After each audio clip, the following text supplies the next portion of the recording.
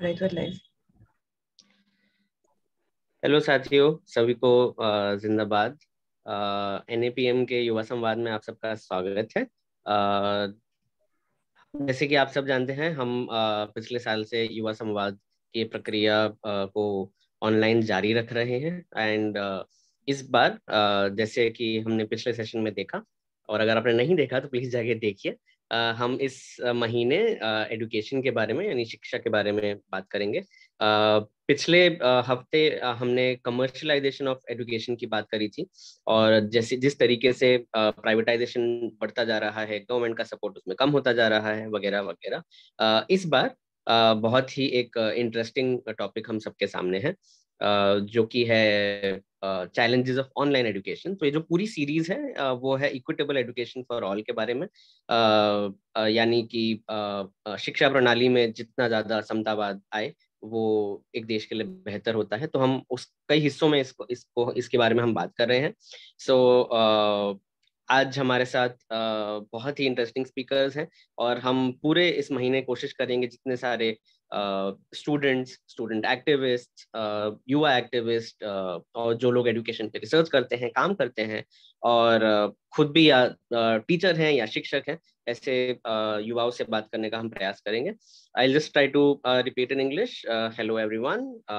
Welcome to today's session of National Alliance of People Movement Yuva Samvad. As you all know, we've been doing this for a long time now, and this month we are talking about equitable education for all, and this is our second session. The first session was about commercialization of education and the lack of government support, and this time, this Saturday, we have a very interesting topic, that is challenges of online education. Without further ado, I'll hand it over to the moderator of the day, Nitin Raj, who is pursuing his MPhil in cinema studies at JNU, and currently also the joint secretary of ISA JNU, as well as the former vice president of ISA UP. And Nitin is from Lucknow, and he's received his degree in undergraduate and graduate degrees from Lucknow University and Baba Saheb Bhimrao Ambedkar University. Nitin जो हमारे साथ हैं, जो आज के moderator हैं, वो अपनी सिनेमा स्टडीज में एमफिल कर रहे हैं जेएनयू से, और फिलहाल आईसा जेएनयू के जॉइंट सेक्रेटरी भी हैं, और पहले वाइस प्रेसिडेंट रह चुके हैं आईसा यूपी के।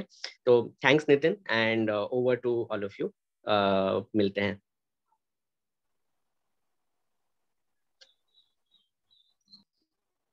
Thank you for the introduction Yash. Introduction के लिए बहुत बहुत शुक्रिया। जैसा कि यश ने ऑलरेडी इंट्रोड्यूस कर दिया है कि जो आज का हमारा टॉपिक है वो इक्विटेबल एजुकेशन फॉर ऑल के लिए है, 3 waves of covid and challenges of online education, as we know, as Yash has already briefed about it. So we will dwell deeper into this topic and will get away with our conversation with our panelists. We are having we are going to have conversation with Rahul, Shabri, and Raksha. So I will start first. जैसा कि हम देख रहे हैं कि पूरे देश में एक तरीके से एक आपदा का समय है।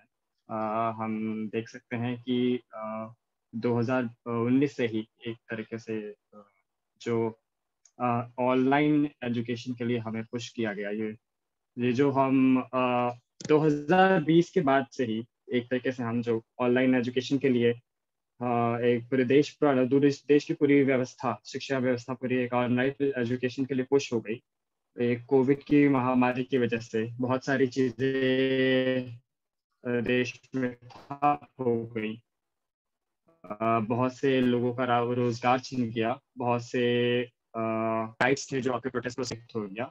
उसी प्रकार से जो आपका शिक्षा का क्षेत्र था उसमें भी ढेर सारे परिवर्तन हुए। स्कूल्स बंद हुए, हमने लॉकडाउन की मार देखी, और एक तरीके से अनफॉर्चुनेटली, मैं अनफॉर्चुनेटली इसलिए कह रहा हूँ क्योंकि हमारे देश में अभी भी जो एक इंटरनेट कनेक्टिविटी का जो एक क्या बोलते हैं पूरा का पूरा जो एक एक्सेसिबिलिटी है वो अभी भी बहुत कम है। अगर हम एनएसएस का एक सर्वे उठा के देखें तो उसमें आप पाएंगे कि सिर्फ 8% हाउस होल्ड ऐसे हैं जिनके पास इंटरनेट कनेक्टिविटी भी है और कंप्यूटर भी है। कंप्यूटर पे ऑनलाइन का ऑनलाइन एजुकेशन का माध्यम, ये माध्यम बहुत इंपॉर्टेंट रखता है अगर आप किसी भी चीज़ को एक्सेस कर रहे होते हैं।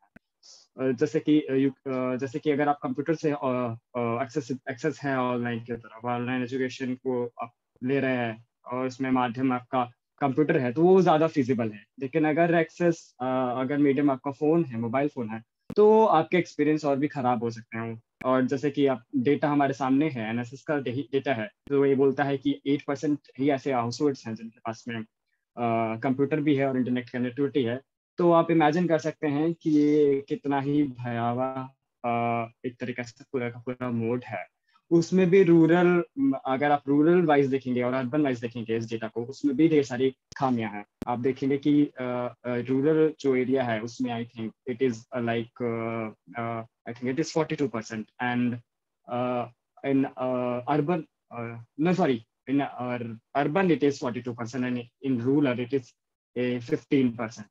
सो और अगर जेंडर्ड डेटा भी देखेंगे आप मोबाइल फोन का एक्सेसिबिलिटी का, तो उसमें भी आपको ढेर सारी दिक्कतें दिखाएंगी। जैसे कि 38% of females having the access to mobile phone as compared to men of 71%. So there is a huge gap between accessibility to instruments, accessibility to mediums that connect you to the world. Because connectivity is more important when you talk about in terms of online. Connectivity is very important when you are going to have a conversation about on a particular topic, or you want to have a to get understanding about something. So very connectivity is very important. और जिस तरह का हमारे देश का पूरा spectrum है, जगह जगह ऐसी है, जैसे कि नागालैंड में अगर कोई इंसान बैठा हुआ है और उसको अपना ऑनलाइन एजुकेशन दिल्ली से प्राप्त करना है, तो उसमें भी ढेर सारे दिक्कतें आती हैं क्योंकि जो आपका नेटवर्क का स्टेबिलिटी है वो बहुत कम है। ऊपर से इंटरनेट शट डाउन होते हैं, जैसे कि हम देखते आ रहे हैं, कई बार इंटरनेट शट डाउन भी हुए इस रिजीम के अंतर्गत। वो भी आपके पूरे के पूरे ऑनलाइन एक्सपीरियंस को, ऑनलाइन मोड के एक्सपीरियंस को कई तरीके से हैम्पर करते हैं। तो ये तो एक डेटा के टर्मिनोलॉजी पे बात हो गई, एक एनालिटिकल टर्मिनोलॉजी पे बात हो गई। लेकिन इसके साथ साथ में जो ऑनलाइन का पूरा जो एक सिस्टम है, जो माध्यम है, वो एक एक्सक्लूजन भी करता है, स्पेशली जो मार्जिनलाइज सेक्शन से आते हैं, जो दलित बैकग्राउंड से हैं, जो आदिवासी हैं, जो LGBTQI हैं। इनके लिए तो और भी ज्यादा एक तरीके से ये खतरनाक मोड ऑफ एजुकेशन हो जाता है, एक्सक्लूडिंग मोड ऑफ एजुकेशन हो जाता है। क्योंकि जब आप एक इंस्टीट्यूशन के अंदर जाते हैं अपने घर को छोड़ करके, पढ़ाई के लिए आप बाहर जाते हैं अपने घर को छोड़ करके, तो आप फेस टू फेस इंटरेक्शन में जाते हैं, टीचर के साथ फेस टू फेस इंटरेक्शन होता है, जिसके अंदर आप टीचर्स के साथ में जो आपका फेस टू फेस इंटरेक्शन है उसके अपने साइकोलॉजिकल इफेक्ट्स हैं, उसमें जो इफेक्टिविटी है वो ज्यादा अच्छी होती है। कोई भी बात अगर आप फेस टू फेस कर रहे हैं, जहाँ पे आप एक दूसरे के जेस्चर्स को भी आप आई थिंक उसका भी पार्ट हो रहे हैं, आप उसके टोन का भी पार्ट हो रहे हैं, और फिजिकली एक दूसरे का हेल्प कर सकते हैं। लेकिन ऑनलाइन मोड में ये सब पॉसिबल नहीं है। स्क्रीन टाइम ज्यादा हो जाता है। स्क्रीन टाइम ज्यादा हो जाने से जो आपका एक तरीके से फटीक है, मेंटल फटीक है, वो और बढ़ जाता है, जिससे आपका जो एक तरीके से जो अटेंशन पावर है, रिटेंशन पावर है, वो भी घटने लगता है और वो भी कम होता रहता है। और इसका दूसरा जो पहलू है, जो जब आप एक साथ एक क्लासरूम में पढ़ते हैं, जहाँ पर आपको हर तबके के समुदाय के साथ में इंटरेक्शन में जाना होता है, वो ऑनलाइन एजुकेशन एक तरीके से वो जो मौका एक दूसरे को समझने का, एक दूसरे से एक तरीके का कन्वर्सेशन स्थापित करने का, एक दूसरे के कास्ट और क्लास और रिलीजन की बाउंड्रीज को बढ़ करके एक दूसरे को जानने का जो समझ है, एक जो प्रोसेस है पूरा का पूरा यूनिवर्सिटी का एनवायरनमेंट या को पूरा का पूरा एक इंस्टीट्यूट का एनवायरनमेंट जो देता है, जो ढेर सारे जो पूर्वाग्रह हमें हमारे सोसाइटी से मिले होते हैं एक दूसरे के प्रति, वो जो आपका पूरा का पूरा जो इंस्टीट्यूशन है, जब आप वहां पे जाते हैं, वो उसे कम करता है, एक दूसरे को आप समझते हैं। लेकिन ऑनलाइन एजुकेशन इस जो ऑलरेडी एग्जिस्टिंग परसेप्शन है एक दूसरे के प्रति, उसको तोड़ने में कोई मदद नहीं करता, उसको बल्कि बरकरार रखता है, उसका स्टेटस क्यू मेंटेन करके रखता है।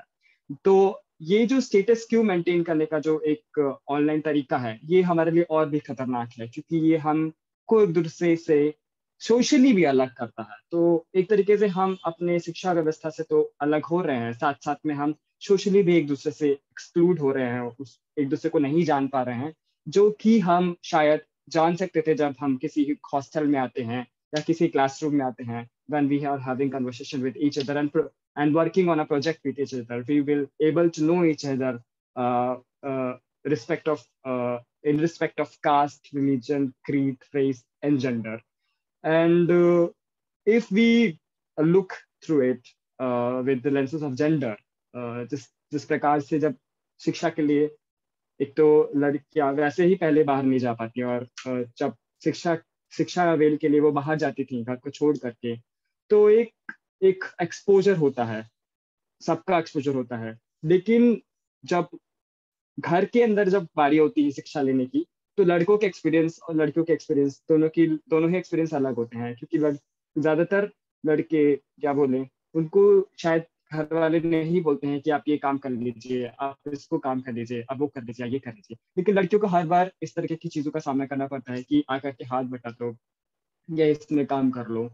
तो एक तरीके से वो जो इन्वायरमेंट था, जो घर से आपको छुट्टी देता है इन सब चीजों से, इन सब कामों से छुट्टी दे देता है, या फिर इन सब कामों से को हटा करके आपको एक नए एरिया में डेवलप करने का जो एक अपॉर्चुनिटी देता था, जो फिजिकल मोड ऑफ एजुकेशन था, एक लर्निंग मोड ऑफ एजुकेशन था, जो आपके बाकी के महत्वपूर्ण स्किल्स को क्या बोलते हैं उसको डेवलप करने के लिए रिस्पॉन्सिबल है, वो एक तरीके से खत्म हो जाता है। ये आपको वर्ड से और एक्सक्लूड कर देता है और लिमिट कर देता है सिर्फ और सिर्फ होम की बाउंड्रीज में, या कहें एक तरीके से घर के बाउंड्रीज में, जहाँ पे आप ऑलरेडी ढेर सारे सिस्टम्स को, ऑलरेडी पैट्रियार्की को झेल रहे होते हैं और अपना काम कर रहे होते हैं। क्योंकि एक ऐसे मोड पर लर्निंग के लिए इन्वायरमेंट बहुत ही इंपॉर्टेंट है, और घर कई बार कुछ लोगों के लिए ऐसा इन्वायरमेंट नहीं हो पाता है जहाँ पे वो एक अच्छी तरीके से बिना किसी मेंटल प्रेशर के एक अच्छी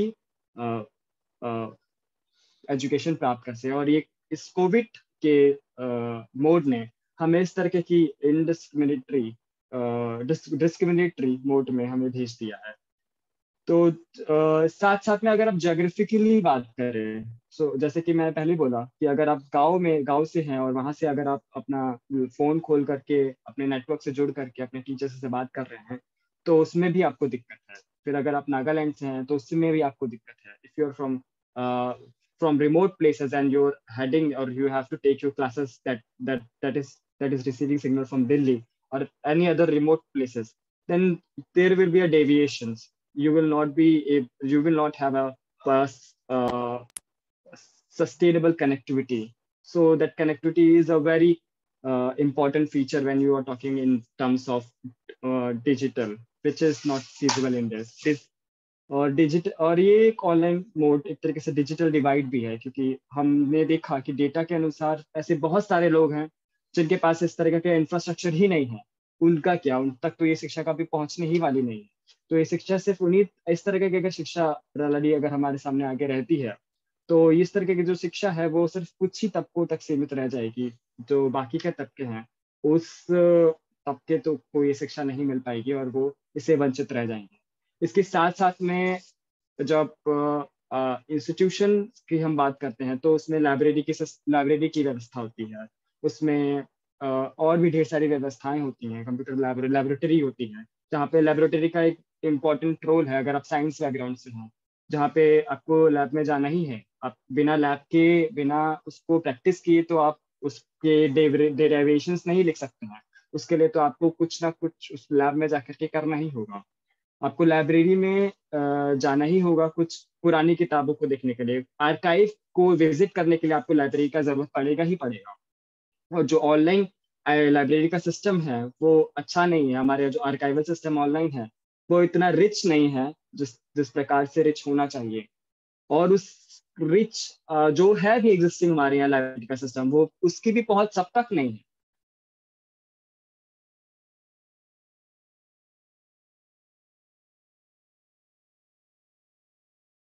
एक इंस्टीट्यूशन में जाकर के अगर आप इंस्टीट्यूशन में पहुंचते हैं जो आपके लिए एक्सेस हो जाता है, ऊपर से ये एक तरीके का आपके ऊपर ही सारा बर्डन डाल देता है। Like you have to pay for your own studies, you have to pay for your own data, you have to purchase your own gadgets. So everyone cannot afford these gadgets. Everyone don't have this uh, uh, this facility to get everything at their place. So this is like आपकी जिम्मेदारी है पढ़ना, आप खुद पढ़िए, हमारा कोई काम नहीं है. So it is like state is like washing its hands. Like आपको पढ़ना है तो आप खुद ही अपनी व्यवस्था कीजिए, वरना आप मत पढ़िए.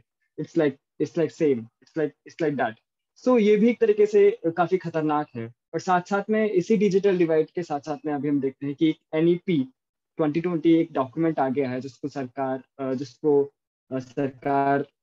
इसको पुश करने वाली है, जिसमें आधे से ज्यादा जो 40 to 60 का परसेंटेज है वो ऑनलाइन मोड में होने वाला है. मतलब कि और जो एक तरीके से इनफॉर्मल स्ट्रक्चर है अभी ऑनलाइन एजुकेशन का, उसको एक तरीके से फॉर्मलाइज स्ट्रक्चर कर देना है.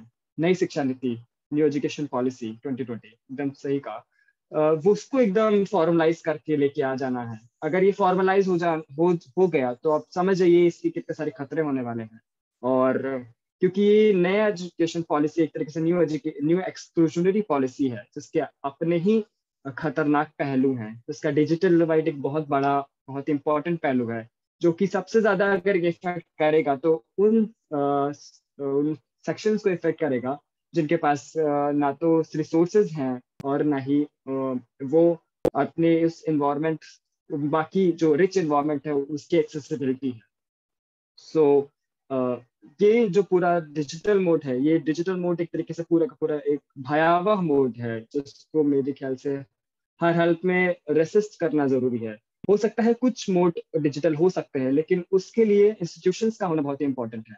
इंस्टीट्यूशंस को अगर आप हटा देंगे और आप कह देंगे कि घर से बैठ के ही सब कुछ होगा, सब कुछ ऑनलाइन आपको घर से बैठ के करना पड़ेगा, so that is not going to work. It is going to impact our, it is going to psychologically, it is going to impact socially, it is going to impact you from all the sections. So now I will मैं अपना बात खत्म करता हूँ. And और तो पहली बात तो इस एनी साथ में एक बात और मैं कह देना चाहता हूँ.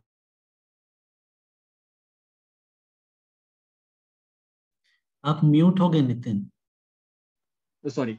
तो मैं बात कहते कहते एक बात कहना चाहता हूँ कि इस डिजिटल डिवाइड का खतरा जो जो जिस पे हम लोग अभी बात करेंगे, जो एक इक्विटेबल एजुकेशन के लिए, इक्विटेबल एजुकेशन में सबसे बड़ा खतरा एक डिजिटल डिवाइड बनता जा रहा है, उसको NEP कैसे फॉर्मलाइज करने वाला है. तो हमें सबसे पहले तो इस बात पे ध्यान रखना होगा कि इस तरह की जो एजुकेशन एक्सक्लूजनरी पॉलिसीज है, जो एजुकेशन पॉलिसी के नाम पर हमारे सामने थोप दी गई है, उसको हमें हर हालत में रेजिस्ट करना पड़ेगा. और जो स्टेट एक तरीके से अपना सारा रिस्पॉन्सिबिलिटी से हाथ धो दे रहा है, वो बोल दे रहा है कि अगर पढ़ना है तो आपको खुद ही सारा का सारा इंतजाम करना पड़ेगा. तो हमको इस पे भी एक काम करना होगा, एक बात लेके आनी होगी कि स्टेट इस तरह से अब हाथ नहीं धो सकता है, उसको ही इंफ्रास्ट्रक्चर भी प्रोवाइड करना होगा. बिना इंफ्रास्ट्रक्चर प्रोवाइड किए आप इस तरीके से सिर्फ और सिर्फ एक डॉक्यूमेंट ला करके ये नहीं कह सकते कि it's online and you have to get online education. तो मैं अपनी बात को यहीं पे खत्म करता हूँ. So our next panelist is Rohit, who is a member of परिवर्तन कामी छात्र संगठन and who is from Haryana, and he is pursuing his BSc from Delhi University. So Rahul, you are next. धन्यवाद साथी नितिन. साथियों,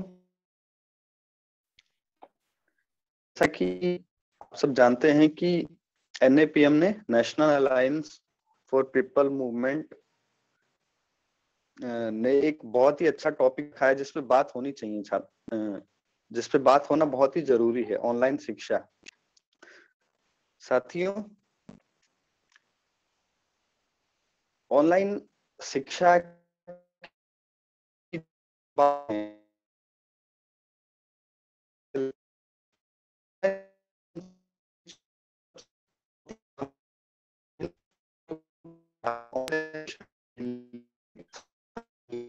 राहुल, आपकी आवाज कट रही है.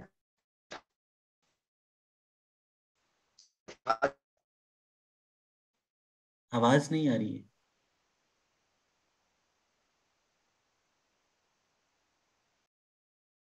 आप हाँ एक बार वीडियो बंद करके ट्राई करें बात रखने का।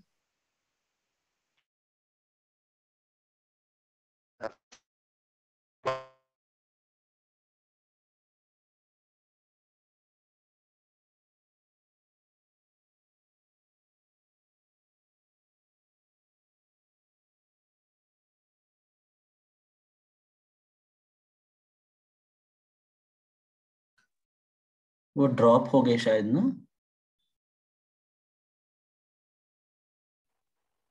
हाँ Yeah, let's wait for 30 seconds. नहीं तो we can move to the next speaker and then फिर राहुल आते हैं तो वो बात रख सकते हाँ हैं।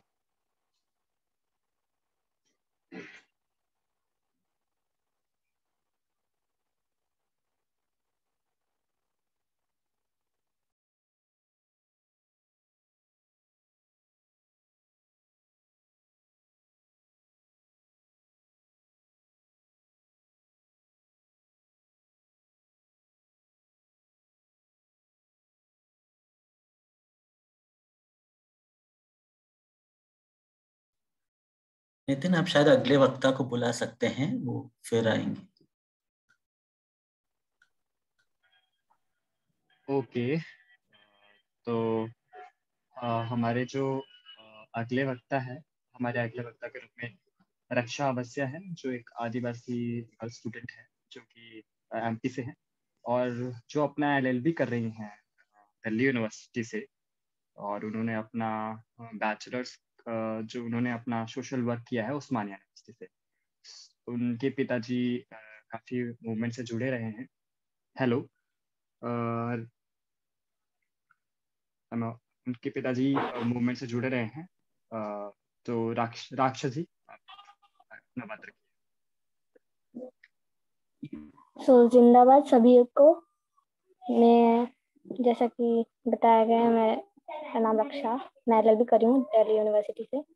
मैं आज आपके सामने एक टॉपिक जो हमेशा से ही था, जैसे कि मैं आज आदिवासी लड़कियों की जो शिक्षा में कैसे चुनौतियां आ रही है, ये ऑनलाइन शिक्षा में और ज़्यादा उनके शिक्षा के इसमें और चुनौतियां ज़्यादा जुड़ गई है।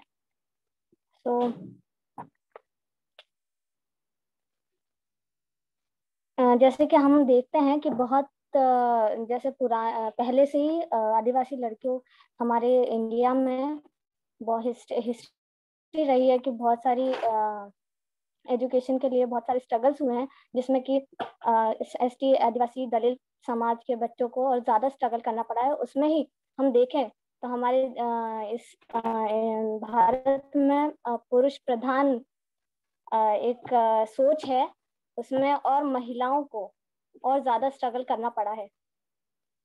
तो हम देखें तो यहाँ पर जैसे कि बहुत सारे बच्चे हैं जो फैमिली बैकग्राउंड से मतलब जिनका फैमिली बैकग्राउंड भी अच्छा नहीं होता है, या तो फिर वो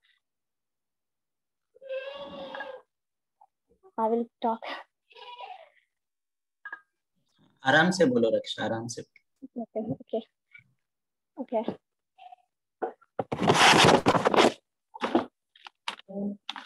हाँ ठीक है, तो मैं अपना टॉक फिर से शुरू करती हूँ। सॉरी फॉर दिस इनकन्वीनियंस, क्योंकि ये मेरा फर्स्ट टाइम है, तो सॉरी। तो हाँ, जैसे कि हम देखते हैं कि हमारे भारत में पहले से ही शिक्षा को लेकर बहुत सारे स्ट्रगल हुए हैं और अभी भी स्ट्रगल चल रहे हैं, जिसमें कि ऑनलाइन एजुकेशन एक नया स्ट्रगल जुड़ गया है। तो जैसे कि हम देखते हैं कि 2.5 साल से जो ऑनलाइन एजुकेशन है वो ऑनलाइन एजुकेशन जो है वो फिर से शुरू हो गया है और हम जो स्टूडेंट हैं वो जूझ रहे हैं इससे। तो बहुत सारे ट्राइबल एरिया में क्या होता है कि बच्चे जो हैं वो इंटरनेट की कमी की वजह से, या तो उनके इंटरनेट में कमी है जिससे वो टीचर से प्रॉपर कम्युनिकेशन नहीं कर पाते हैं, इंटरेक्शन नहीं हो पाता है, जिनसे उनके स्टडी में और ज़्यादा कमी होती जा रही है। और ट्राइबल एरियाज में बहुत सारे जगह में आज भी, जैसे मैं बिलोंग करती हूँ एक ट्राइबल एरिया से, तो आज भी नर्मदा वैली के बहुत सारे जगह में पावर की कमी होने से, बिजली की कमी होने से आज भी बच्चे स्ट्रगल कर रहे हैं कि वो अपनी ये ऑनलाइन एजुकेशन के चलते अपनी स्टडी कैसे कंटिन्यू करें।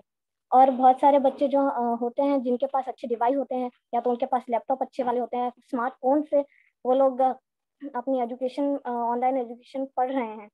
लेकिन बहुत सारे बच्चों के पास ऐसा भी होता है कि वो लोग अच्छे डिवाइस प्रेफर या अफोर्ड नहीं कर पाते हैं, जिनके पास छोटा फोन होता है और जिनके फैमिली बैकग्राउंड थोड़े वीक होते हैं, लेकिन फिर भी वो अभी ऑनलाइन एजुकेशन कर रहे हैं, जिसमें उनको प्रॉब्लम, परेशानियां हो रही हैं। जैसे कि बहुत सारे जगह में इंटरनेट कमी होने से इंटरनेट जो कनेक्टिविटी होती है वो प्रॉपर नहीं हो पाती है, और जो अंडरस्टैंडिंग होती है और ओके नहीं नहीं रक्षा, तुम बोलो। रक्षा, आपको बात रखना है, आपको रुकना हाँ नहीं, आप आप बात कंटिन्यू रखिए। कीजिए, राहुल बाद में बोलेंगे। ओके, सॉरी हाँ सॉरी। कंटिन्यू कीजिए। हाँ हाँ, तो am I audible? Yes yes. हाँ हाँ।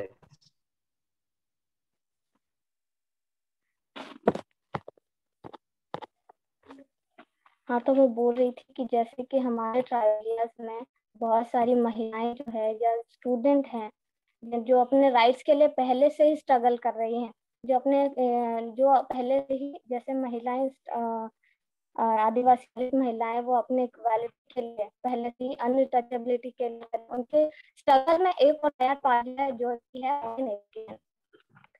तो मैंने जहाँ तक मैंने अभी सेकंड अभी ऑनलाइन के मतलब उसका ही ऑनलाइन से पढ़ रही हूँ, 1 साल हो गया है।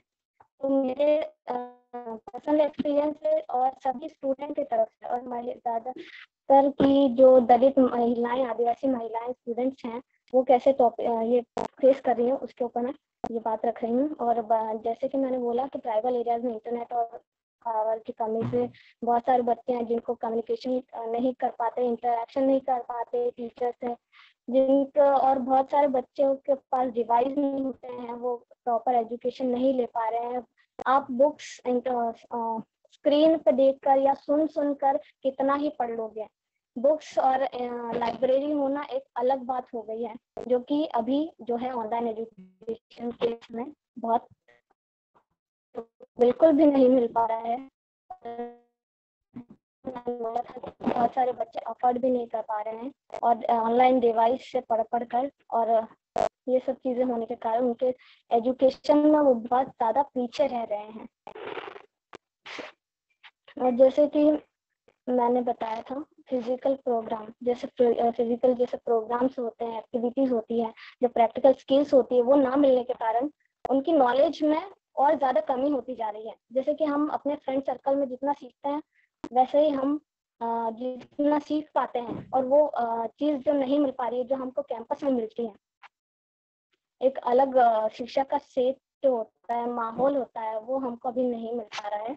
और ज्यादातर जो लड़कियां हैं वो अपने फैमिली में रहकर, जिनके पास अच्छा बैकग्राउंड है वो तो ठीक है, लेकिन जिनके फैमिली कंडीशन या जो जॉइंट फैमिली में रहते हैं, उनका जैसे एक अलग प्लेस होता है पढ़ाई का, तो एक अलग तरीके से उनको माहौल नहीं मिल पा रहा है। और जैसे कि हमारे इंडिया में आता ही है कि बहुत सारे लोग बोलते हैं कि आप, हेलो हेलो, हाँ रक्षा बोलो, थोड़ा जोर से बोलना प्लीज। ओके ओके, हाँ। तो ये एक होता है कि सेल्फ कॉन्फिडेंस की भी कमी हो रही है बच्चों में, या तो स्टूडेंट्स में बहुत ज्यादा सेल्फ कॉन्फिडेंस की कमी हो रही है, क्योंकि वो अपनी बात रख नहीं पाते हैं।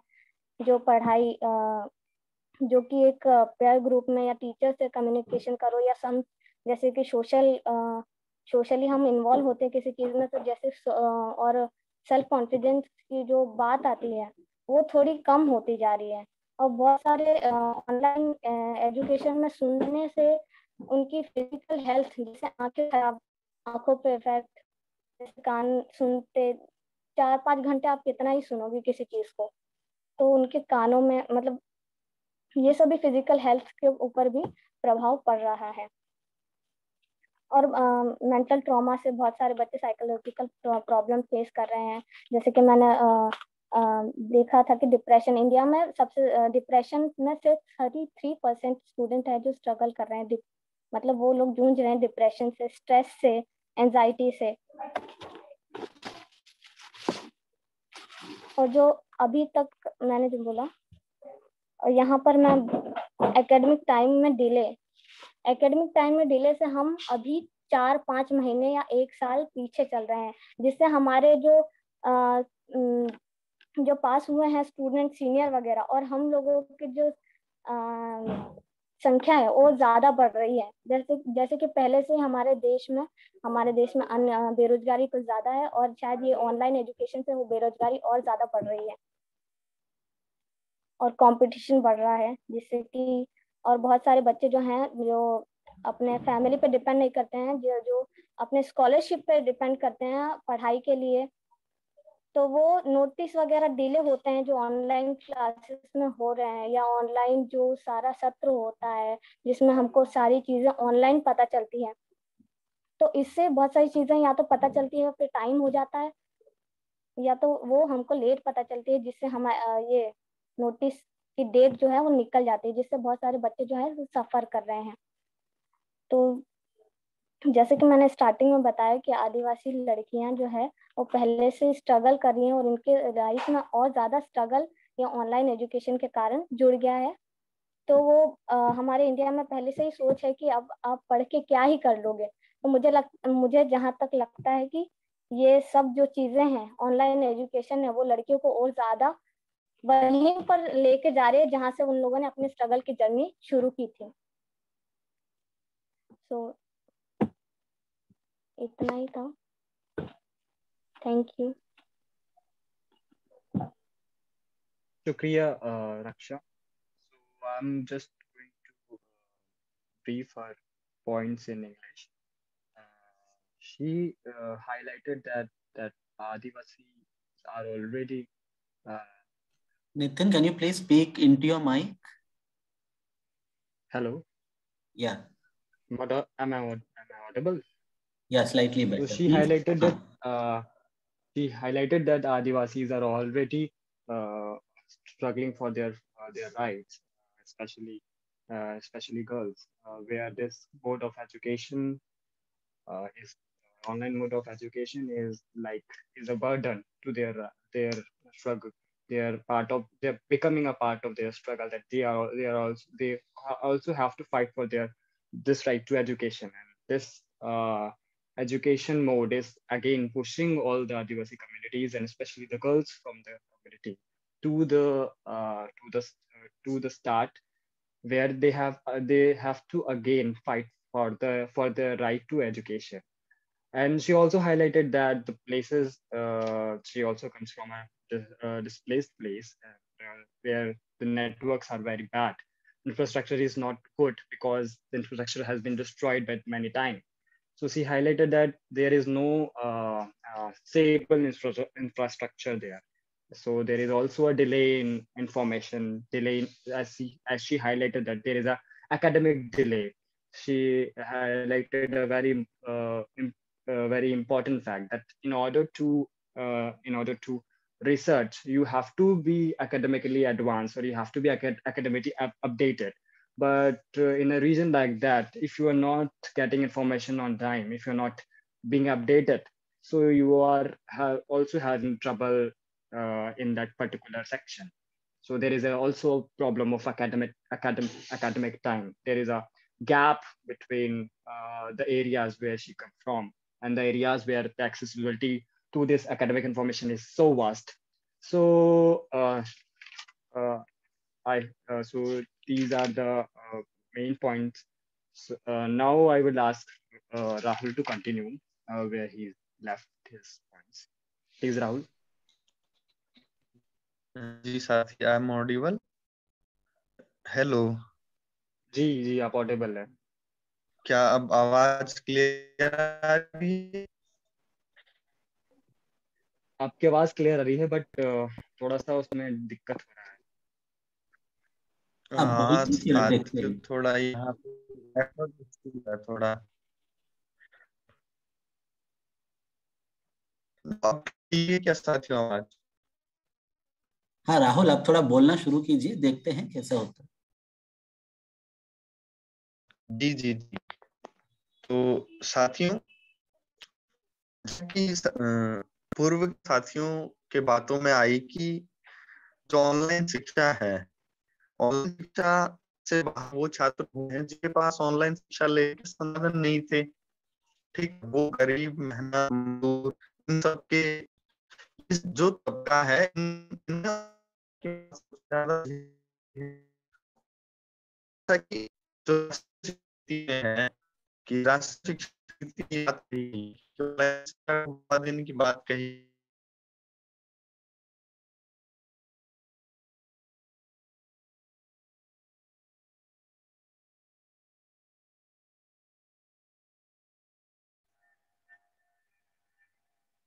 हमें आवाज नहीं आ रही है आपकी। हाँ ना, थोड़ा ज्यादा ही नेटवर्क इशू।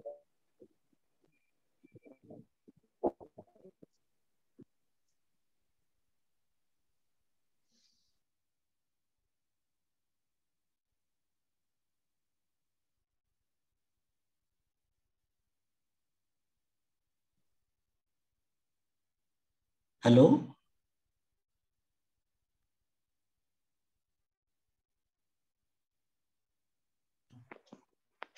हाँ राहुल, आप बोल पा रहे हैं क्या?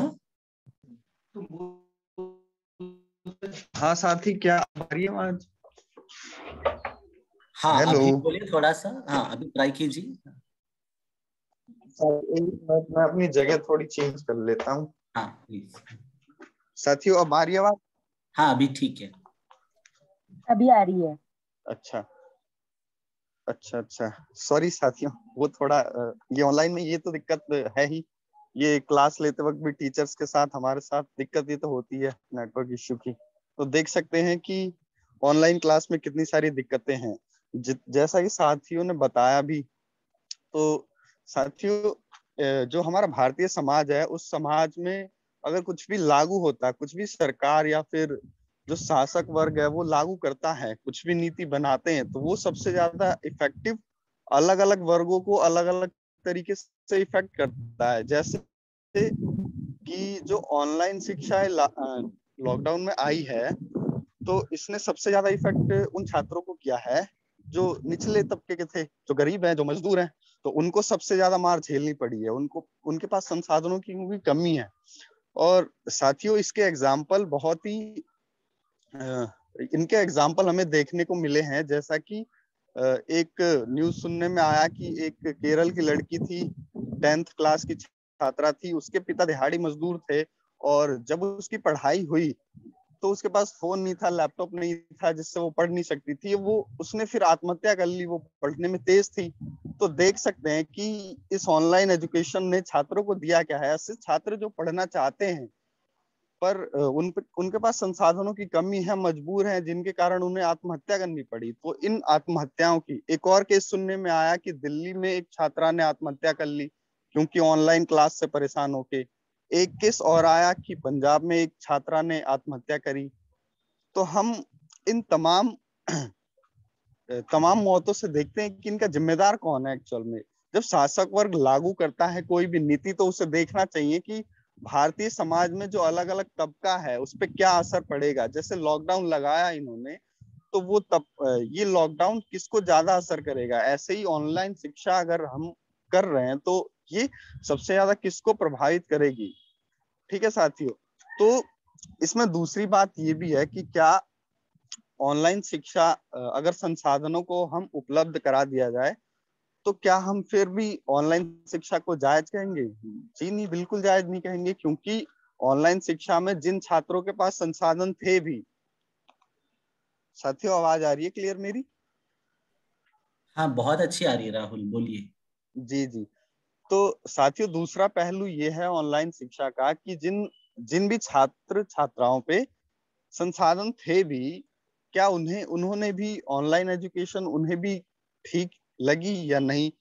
फॉर एग्जाम्पल, उसमें एक तो एक कनेक्टिविटी की बहुत ज्यादा दिक्कत होती है, और एक ये होता है कि 5 घंटे तक किसी स्क्रीन में बैठ के, एक फोन की स्क्रीन में पढ़ पाना अपने आप में संभव नहीं है किसी भी छात्र के लिए। और कई छात्र ऐसे हैं, जो मध्यम वर्ग के छात्र ऐसे हैं, कई छात्र जिसमें से मैं भी एक हूँ, मेरे पास भी संसाधन है, फोन है, लैपटॉप है, पर मेरी जॉइंट फैमिली है, एक साथ रहते हैं एक रूम में। मेरा एक पर्टिकुलर रूम नहीं है जहां मैं पढ़ाई नहीं कर सकता, रूम है नहीं जहां मैं पढ़ नहीं सकता, तो मुझे एक रूम में ही बैठ के पढ़ना पड़ता है, जो अपने आप में एक बहुत ही बड़ी समस्या है उन छात्रों के लिए भी। और ये कहीं ना कहीं छात्रों में अवसाद, डिप्रेशन की तरफ ले जाती है छात्रों को, क्योंकि छात्र पढ़ाई ढंग से नहीं कर पाते हैं।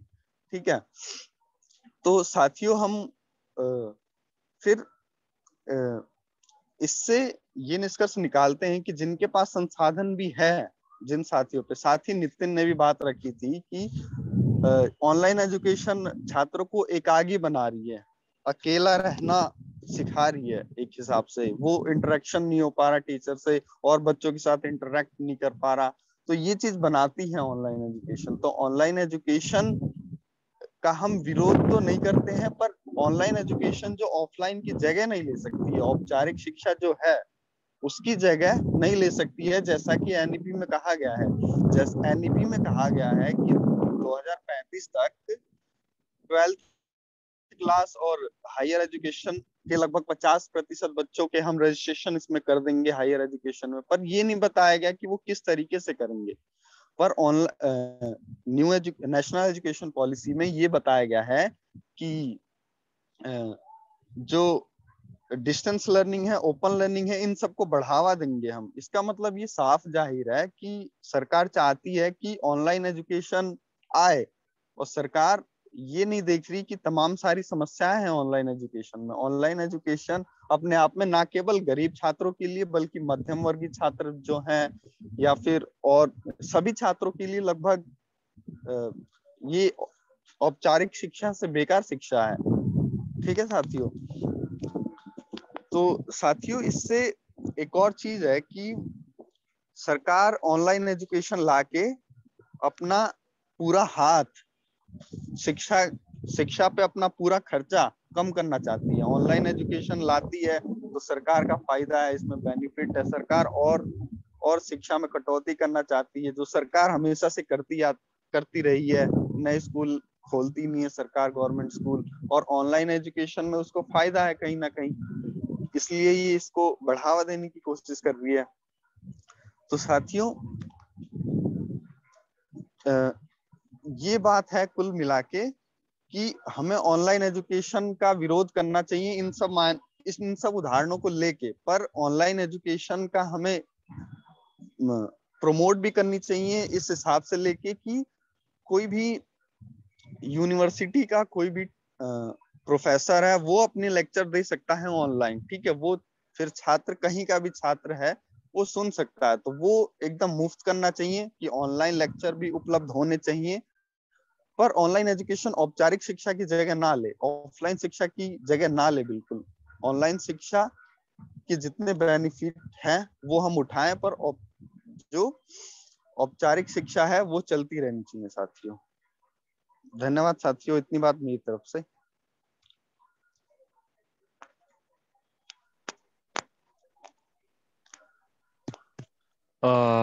शुक्रिया शुक्रिया Rahul ji. Now I'm going to brief his points in English. So Rahul basically highlighted the fact that those who really want to study, those who are willing to study, wanted to study, do and perform well in academics, but they are not able to perform it because of this absence of resources. They are able to, they want to study, but they are not because the absence of resources, and what they are, and because of the absence, they are attempting suicide. He highlighted the fact that there are students who committed suicide in Delhi as well as in many parts of the India. And this mode of this digital divide is basically also pushing students to commit suicide. So it is also a kind of suicidary mode of education. It's not a very it's not really a show. It's not good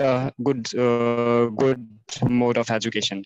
As well as he also highlighted the fact that those who are in the joint family and students who are still have sharing their family with their uncles and aunties, they are also not able to get their proper environment to have a feasible environment to study, to write their exams, to study well, to have interaction, to have individual interaction with their teacher because of the family. So this because the environment is also important, and this absence of environment is also pushing them to giving them anxieties and tensions. So this environment fact is also important that Rahul highlighted in his talk, in his discussion. He also highlighted that we should not resist online education, but it cannot take place of fundamental mode of education, because the fundamental mode of education, that is physical mode of education, is very important. It cannot take the place of online mode of education cannot take the place of fundamental mode of education. As well as he's also stated fact that government is also trying to wash its hands from its responsibilities by pushing everyone to online mode. So sorry for taking too much time. Now I will like to invite our next panelist.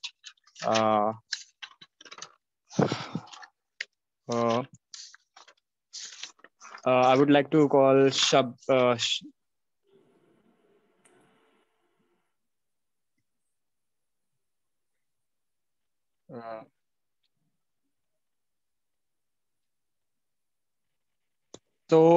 Shabari G. Rajan is from Kerala, and she's currently pursuing her PhD in English from University of Hyderabad. She is a member of Ambedkar Students Association and BS Office as academic coordinator. She writes poem in her mother tongue Malayalam on gender and caste, and a couple of them also got published in Malayalam Journal. So Shabari, you are next. Thank you, Nitin, for the introduction. Jai Bhim, everyone. Good evening. So thank you, NAPM, for inviting me to have a talk in this session. I am very privileged to be here. So am I audible? Yes. Yeah.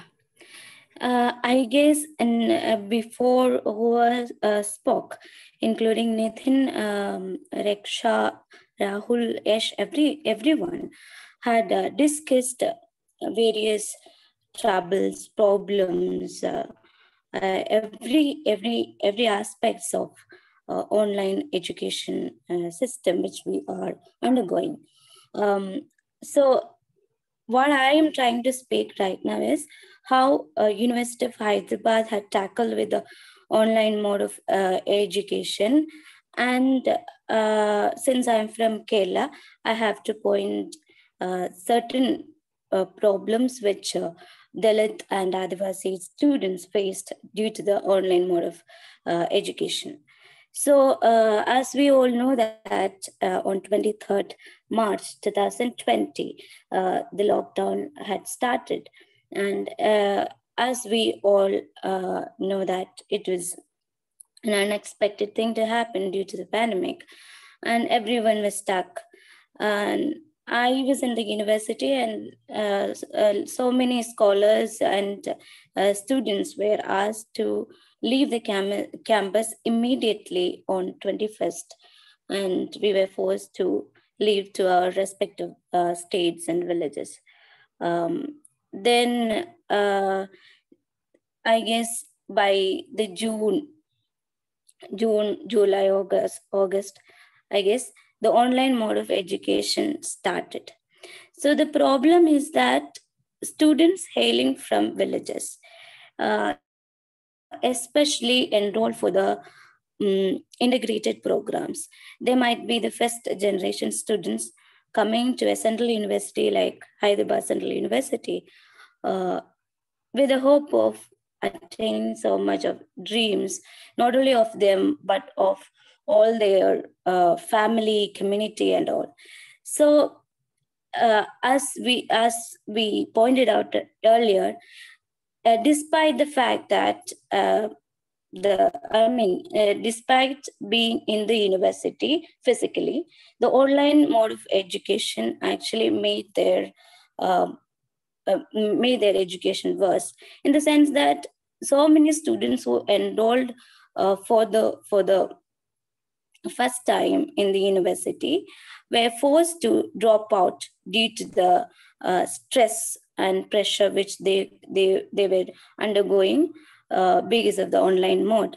They could not keep the deadlines. They could not access online materials, and even access to assistance, support, everything. And we know that students from remote villages, they actually have problems financially, socially, culturally, every problems they are undergoing. And this type of a space like central universities give them so much of exposure and so much of possibilities, like library, friends, peer groups, and so many infrastructure facilities and all. So they were lacking in all these things, and the students who were enjoying all these in the campus were gone back to their respective places, and they were also facing the same sort of problems. Being in a family, as Rahul mentioned, joint families, and even if it is a single, unique families with few members, also have problems, in the sense that they might not have the ambience to sit and study in it. They might not have the privilege of being in a single room and sit and study and access this online kind of education. And they might have electricity problems. Almost like in most of the villages, electricity problems are there. And most importantly, network issues are there. So there might not be strong signals for the network, and the financial issues, as we know. Then in 2021 May, the current students union actually submitted representation regarding the suspension of academic activities when they were considering the struggles which the students from the backward communities were facing in the administration. And on 7th May 2021, everything got suspended because of the pressure the students union had put on the administration. So currently, after the second wave, students were called back to the university, and so many of them could come back and access the offline mode of education. And they were actually very happy to be in the campus rather than in their own villages. So that was a blessing for them. So this is what happened in the University of Hyderabad. Now coming back to if we are considering Kerala, so the online classes had started in the last June. Not last June, in 2000 June, and Kerala government had, especially for the school children, they started taking classes through TV channels. So many Adivasi and Dalit students did not have access to TV or any sort of electronic devices like mobile phones. So they were lacking in this.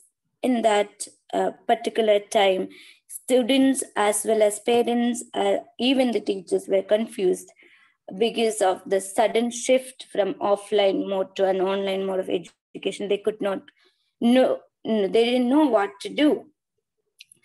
At that time, a student named Devika from Irimbulam is a place, a Dalit colony in Valancheri Panchayat of Malappuram district in Kerala. She was a recipient of Iyengar Fellowship and she was a very good student. But unfortunately, because of the fact that she could not cope up with the online mode of education and she could not access education, she was totally disappointed, and because of so many other reasons also, she committed suicide.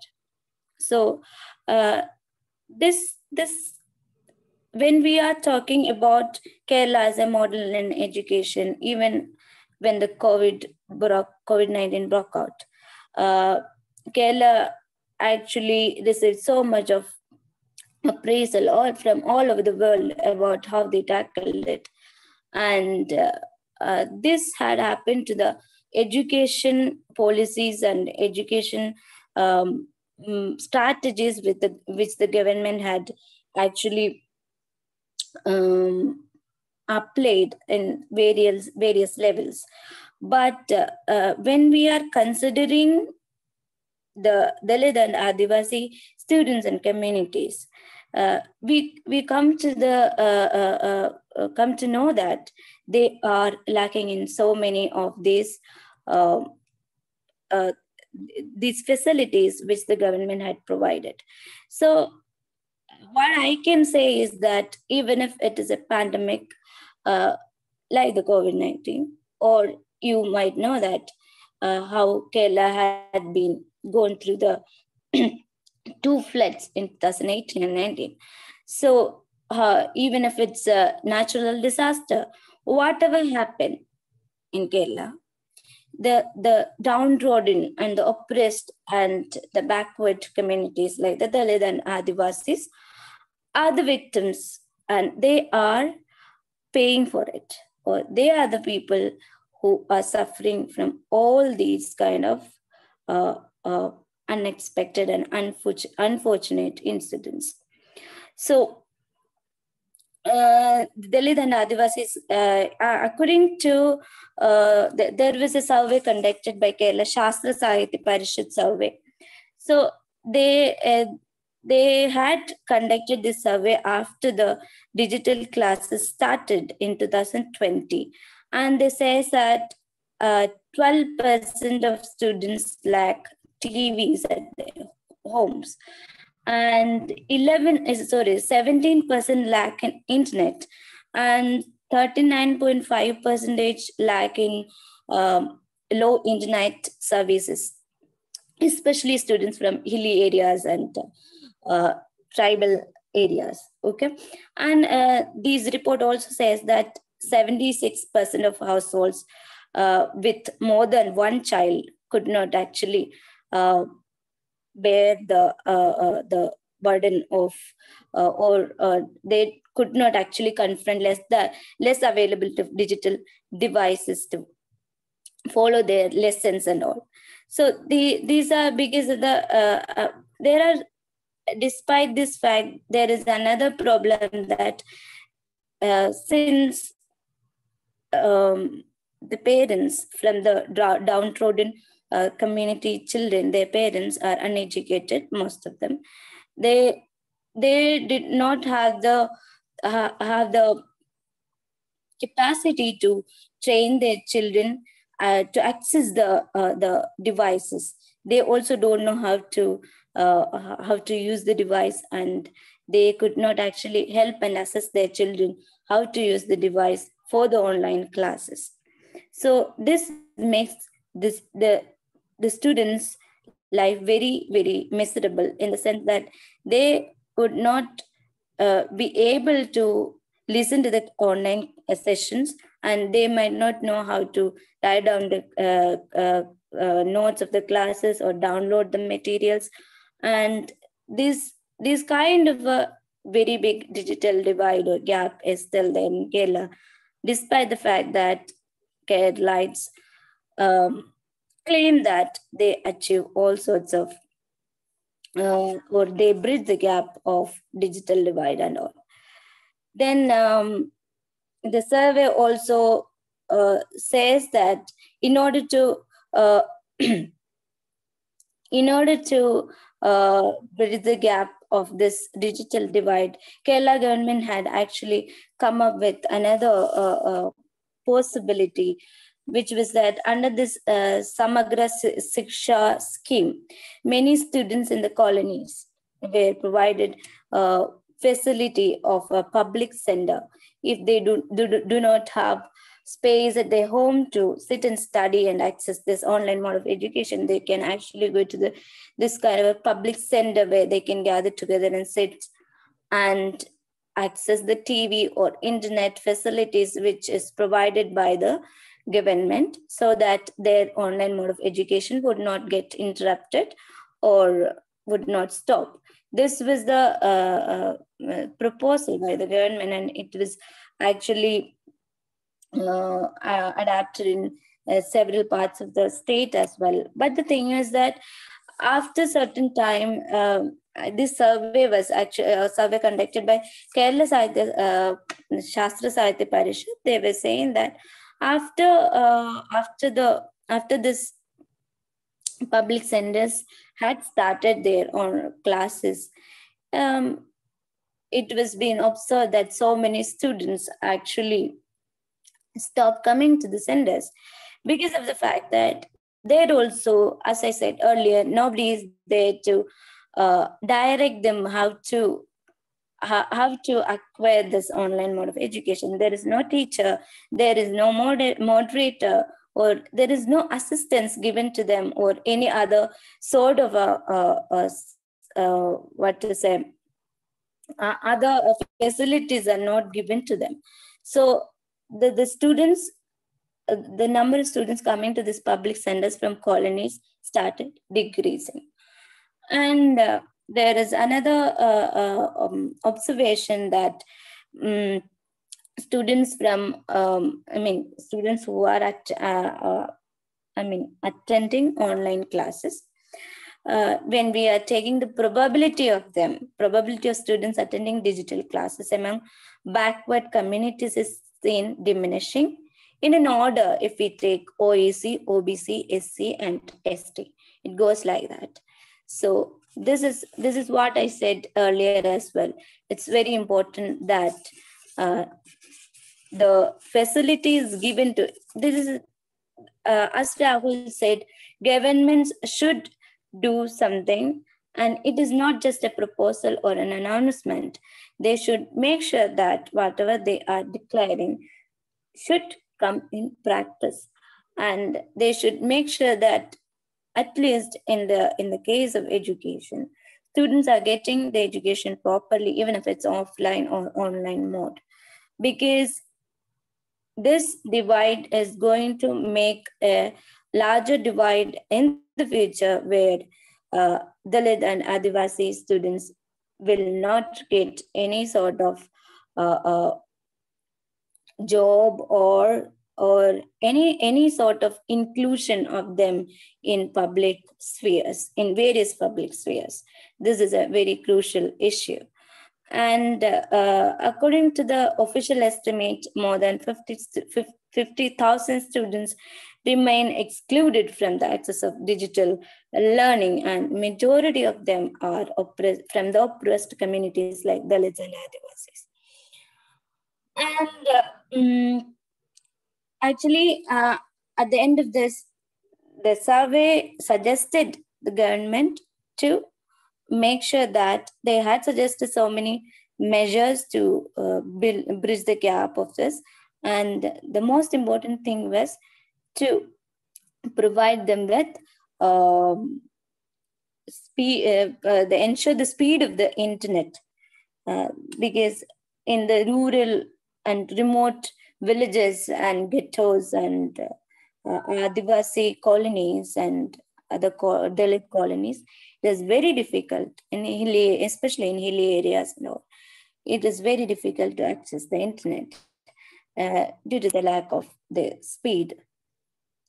And when we are talking about all these things, one another thing which has to point out is the gender digital divide.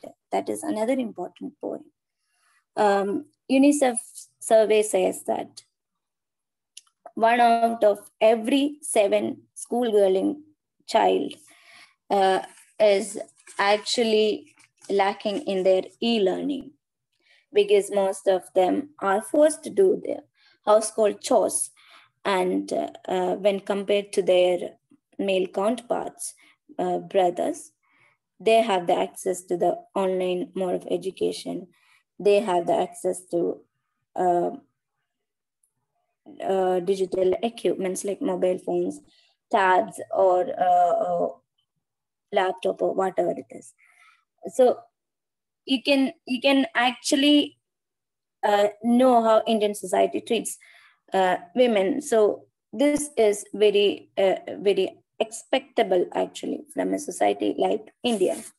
So this is another issue. What I'm trying to say is that as academicians, we do sit and talk about this kind of a gender or community or caste or divide, a digital divide. And I know that so many people had actually written articles and papers on this and got published also. But the people who are really suffering, like children or women or girl children, who are still suffering, and there is no solution for that. So the government is the only institution or the body who can actually do something is the governments, but the concerned governments. They have to make sure that students get, because that is a fundamental right.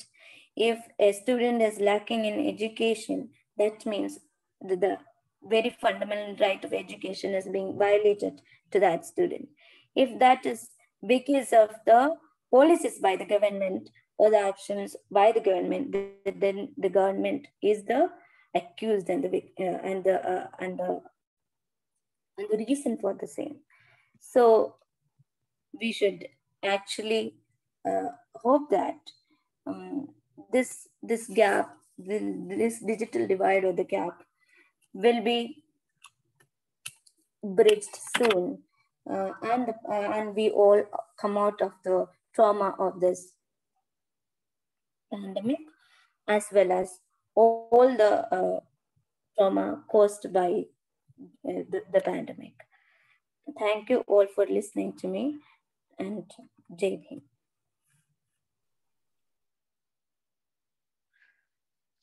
Shukriya, Shabri. Thank you, Shabri. So I will try to brief her points in Hindi.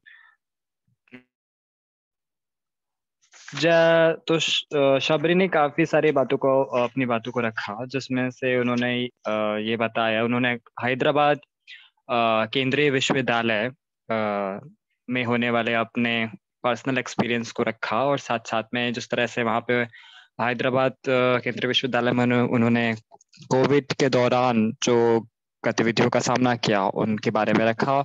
और उन्होंने बताया जब Covid की महामारी पूरे देश को अपने चपेट में ले रही थी, अपने गिरफ्त में ले रही थी, तो हैदराबाद सेंट्रल यूनिवर्सिटी में जो दलित आदिवासी पहुंच पाए थे, उनको एक तरीके से सभी स्टूडेंट्स के साथ में वापस उन घरों की तरफ रवाना कर दिया जा रहा था, जहाँ पे उन लोगों ने एक तरीके से उस बात को वापस से एडमिनिस्ट्रेशन के साथ में रखा और बात रखी। इसके साथ में उन्होंने केरला के संदर्भ में ढेर सारी बातें कही, जैसे कि वो खुद भी केरला से आती हैं। उन्होंने बताया कि इस ऑनलाइन एजुकेशन के साथ में केरला सरकार ने किस तरीके से टीवी के माध्यम के जरिए एक तरीके से शिक्षा को देने का रास्ता चुना, और उस रास्ते को चुनने की वजह से बहुत सारे ऐसे परिवार थे जो कि स्पेशली दलित और आदिवासी परिवार थे, जिनके यहाँ इस तरह के टीवी नहीं थे, जिसकी वजह से वहाँ की एक छात्रा ने सुसाइड किया, क्योंकि वह इस माध्यम को माध्यम को अपना नहीं पा रही थी या उनके पास यह माध्यम नहीं था। इसके साथ साथ में उन्होंने बताया कि जिस तरीके से केरला हम शिक्षा का एक बड़ा मॉडल है, लेकिन उस शिक्षा के बड़े मॉडल के साथ साथ में भी किस तरीके से इस तरह की बड़ी घटनाएं केरला जैसे प्रदेश में होती हैं, वो काफी अफसोसजनक है। उन्होंने एक सर्वे रखा जिसमें उन्होंने बताया कि जो 12% हाउस होल्ड हैं, 12% लोग हैं जिनके पास टीवी नहीं है, 17% ऐसे लोग हैं जिनके पास इंटरनेट की सुविधाएं नहीं है, 35% ऐसे हैं जिनके पास बाकी सुविधाएं नहीं है, और 76 ऐसे हाउस होल्ड हैं जिनके यहाँ शायद एक ही बच्चा है। तो उनके यहाँ भी एक तरीके से एक्सेसिबिलिटी नहीं है इस तरह के इक्विपमेंट्स की, गैजेट्स की और इन सब के एक्सपीरियंसेस की। उन्होंने अपने बात को रखते हुए इस बात को भी रखा कि किस तरीके से केरला सरकार ने उस सर्वे में किस तरीके से ये कोशिश की गई कि जो भी छात्र इस ऑनलाइन मोड के जरिए अपने घरों में पढ़ाई नहीं कर पा रहे हैं, वो बाहर आकर के पढ़ाई करें। सरकार ने कुछ ऐसे जगह स्थल का निर्माण करवाया जहां पर उनको शिक्षा दी जा सके, पर वो मुकम्मल क्योंकि इस तरीके की चीजें नहीं हो पाती हैं, रियलाइज नहीं हो पाती हैं। और भी ढेर सारे पॉइंट उन्होंने अपनी बात में रखे जो कि ऐसे पॉइंट्स थे जैसे कि जेंडर गैप का पॉइंट, जिसमें उन्होंने यूनिसेफ की रिपोर्ट को कोट करते हुए कहा कि जो कि महिला छात्राएं हैं उनको घर का काम अधिक करना पड़ता है, ज्यादा करना पड़ता है, जैसे कि एज कम्पेयर टू जो पुरुष छात्र हैं जो पढ़ाई कर रहे हैं। तो उन्होंने ये बताया कि किस तरीके से ये ऑनलाइन की जो शिक्षा प्रणाली की जो व्यवस्था है वह दलितों, आदिवासियों को तो इफेक्ट कर रही है, लेकिन इसके साथ साथ में वह एक जेंडर गैप भी क्रिएट कर रही है, जिसमें महिलाएं भी एक तरीके से उसकी सबसे ज्यादा महिलाओं को भी इफेक्ट हो रहा है। सभी पैनलिस्ट का बहुत बहुत शुक्रिया ना। अब हम चाहेंगे कि हमारे दर्शकों और जो भी हम लोगों से जुड़े हुए हैं, अगर उनके पास कोई सवाल है या वो कुछ कमेंट्स चाहते हैं या वो कुछ ऐड करना चाहते हैं तो वो कमेंट बॉक्स में लिख दें, हम लोग उसके बारे में बातचीत करेंगे। So now I would like to open the floor for those who are with our conversation and who has joined our live chat, and people can also unmute and speak if they are willing to.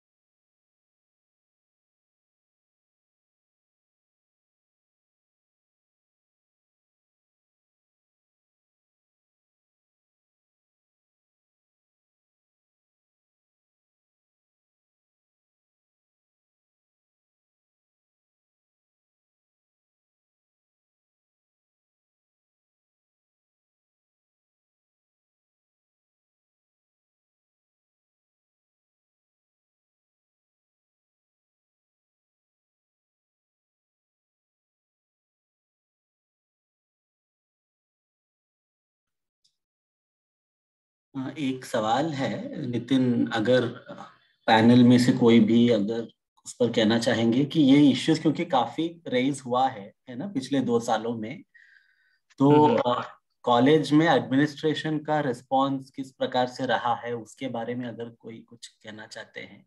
What has been the response of the administration in the college, because they're also actually seeing how students are facing these difficulties. So I mean in a way on the one hand सरकार ये impose कर रही है और students भी ये झेल रहे हैं, तो बीच में कॉलेज वाले तो दोनों देख रहे हैं, मतलब they are also having to take the pressure of the government to not open colleges and have everyone to study through online mode, but at the same time they are also clearly, क्योंकि बच्चे जब सामने आते हैं तो ना वो although it's not happening everywhere else but we see it more in कुछ शहरों में तो दिख रहा है कि बच्चे धरना वरना भी देकर कह रहे हैं कि आप यूनिवर्सिटी को खोलिए, कॉलेज खोलिए वगैरह। तो रिस्पॉन्स अभी तक कैसा रहा है और आपकी और क्या मांग वगैरह है, तो इस पर अगर कोई कहना चाहे।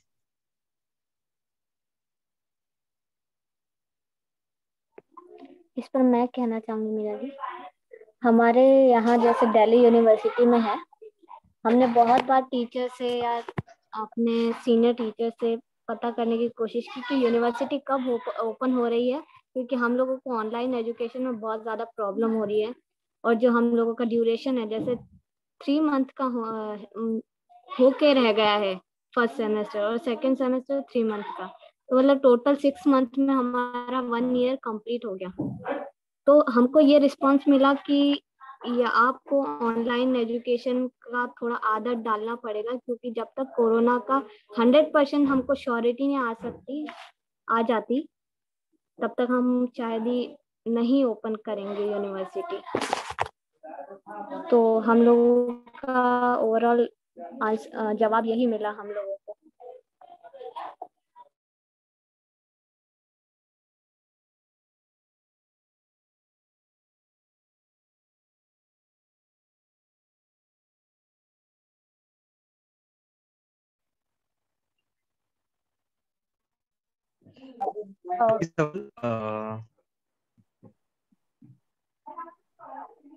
जी, मेरा भी एक सवाल था ये कि हम में से अभी यहाँ पे तीनों पैनलिस्ट शायद और मॉडरेटर भी अलग अलग छात्र संगठन से जुड़े हुए हैं। तो अभी छात्र संगठनों के इस सारे हालात को लेके क्या स्टैंड है?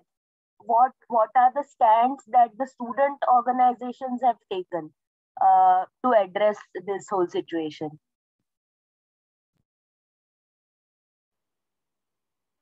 Should I go first? अगर कोई नहीं बोल रहा है तो। Sure. ओके, तो जैसे कि मैं ऑल इंडिया स्टूडेंट्स एसोसिएशन आयसा से हूँ, और हम लोगों ने काफी कोशिश किया है अलग अलग जगहों पर इन सब चीजों को, इन ये जो ऑनलाइन मोड ऑफ एजुकेशन है उसको उसके खिलाफ हम लोग कई जगह प्रोटेस्ट कर चुके हैं। जैसे कि आप देख रहे होंगे कि दिल्ली विश्वविद्यालय को खुलवाने के लिए दिल्ली विश्वविद्यालय में कई दिनों तक प्रोटेस्ट चला, और जिसमें यह मांग थी कि छात्रों को वापस एक तरीके से बुलाया जाए। एक तरीके से ये जो शिक्षा का जो व्यवस्था है, जो ऑनलाइन जो व्यवस्था है, वो एक तरीके से पूरे के पूरे तरीके से डिजिटल डिवाइड है। हम तो इसको सीधा सीधा डिजिटल डिवाइड ही कहते हैं। ये जो ऑनलाइन मोड ऑफ एजुकेशन है पूरी के तरीके से एक्सक्लूजनरी है। किसी भी तरीके से ये एक बिल्कुल फंडामेंटल मीडियम नहीं हो सकता है शिक्षा प्रोवाइड करने का। तो उसके साथ साथ में जेएनयू में भी कई आंदोलन हुए इस बात को लेकर कि जो एक तरीके से जो एक्सेसिबिलिटी है यूनिवर्सिटी की वो दोबारा से हो, इसलिए ऑर्गेनाइज किए गए हॉस्टल अलॉट करवाने के लिए, जिसके लिए एक तरीके से भूख हड़ताल किया गया, जिसमें फिर प्रशासन को झुकना पड़ा और सबको हॉस्टल अलॉट करने पड़े, जिसमें कि जो एमफिल बैच 2020 था उस, और जितना भी 2020 का बैच था उसमें कई सारे लोगों को अलॉट भी किया गया हॉस्टल। इसके साथ में ढेर सारे जगहों पर भी ऐसा ने स्टैंड लिया, स्पेशली लखनऊ के अंदर, जहां पर कई बार एक तरीके से दोबारा से ये ऑनलाइन एजुकेशन का सिलसिला शुरू किया, जहां बार बार ये कहने की कोशिश की प्रशासन ने कि एग्जाम ले लिए जाएंगे और आपको ऑनलाइन देना पड़ेगा। तो वहां पे भी ऑर्गेनाइजेशन ने स्टैंड लिया कि या तो आप एग्जाम मत लीजिए, कैंसिल कीजिए, पोस्टपोन कीजिए, या फिर उसको आप उसका मोड चेंज कीजिए। इस तरीके से नहीं होगा, दोनों ही मोड अडॉप्ट करवाइए। सो ये जो डिजिटल डिवाइड का जो एक मॉडल हमारे सामने पेश है, उसके खिलाफ तो हम लोग बराबर से लड़ते आ रहे हैं और आगे भी हम इसी तरीके से लड़ेंगे, क्योंकि ये जो हमने भी देखा भी कि उस मोड के जरिए जो लोग शहरों में थे वो तो किसी ना किसी तरीके से अपना काम कर ले रहे थे, लेकिन जो ग्रामीण क्षेत्र से आने वाले लोग हैं, फिर वो चाहे किसी भी समुदाय से आते हो, उनको अधिक इन सब चीजों को झेलना पड़ रहा है, जिसमें कई बार हम लोगों ने हेल्प भी की नोट्स वगैरह प्रोवाइड करने की, लेकिन उससे भी ये सब नहीं हो पाता है। ये जो ऑनलाइन मोड ऑफ एजुकेशन है, तो एक तरीके से पूरा का पूरा और एक्सक्लूजनरी मोड ऑफ एजुकेशन है, जो कि डिस्पैरिटीज को, हायरार्कीज को मेंटेन करके ही रखता है, उसको तोड़ने में कोई काम नहीं करता है। तो दैट्स इट।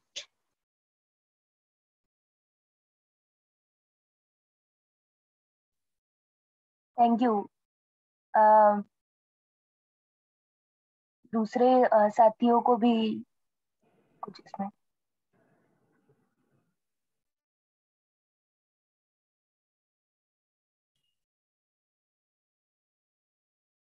और चैट बॉक्स में भी एक सवाल है, वो शायद फेसबुक से आया है, अगर कोई उस पर भी कहना चाहेंगे कि क्योंकि अभी तीसरा लहर टाइप का फिर से आ गया है और मतलब कुछ खुलने वाले थे इधर उधर, ऐसे संभावना दिख रही थी और फिर बंद हो रहे हैं अभी, तो अब क्या आप कैसा देख रहे हैं, मतलब आगे का परिस्थिति? What is the situation you see in the light of the third wave?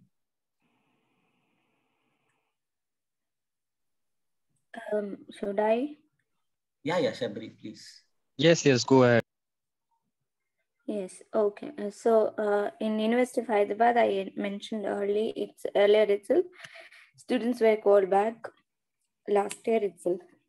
So right now they are there in the campus, and the university is advising the students to do all the needful precautions to be safe and secure in the campus. So, and the students who are coming from home and going out for something and coming back again, they are quarantined. Proper quarantine is there, but still, we can't say from where these people can be infected. So many employees as well as students. I mean, an ample number of actually got infected last year, and some of them passed away also. But that was of a different case in the sense that time vaccination was not there, but now almost everyone got vaccinated. Okay. So currently, till the last day students, the newly joined students, all of them had come back to the campus, and it was not like mandatory call for everyone to come back. Those who actually wanted to be in the campus were called back. I mean, those who still want to be in their own home and be safe in their home, they were not forced to come back. There is a task force working on here. So those who are interested to come back to the campus and be here are here itself, and their safety and security is taken care of the university administration and the task force. That's it. Just to add, like what I have seen in JNU, that they are also again pushing us everything to online. हम वो फिर से जो classes एक तरीके से कोशिश हो रहा था करने का कि ऑफलाइन में हर चीज ऑफलाइन कर दी जाएगी, लेकिन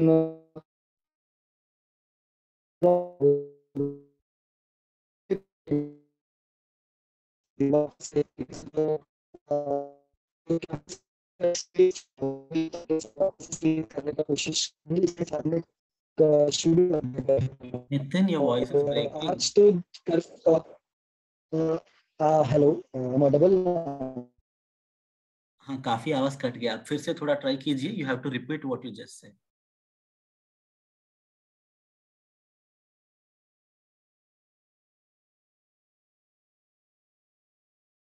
Can you hear us, Nitin? Hello, sorry, I don't. हाँ, अभी आई थिंक आवाज आ रही है, आप बोलिए. Just repeat what you said.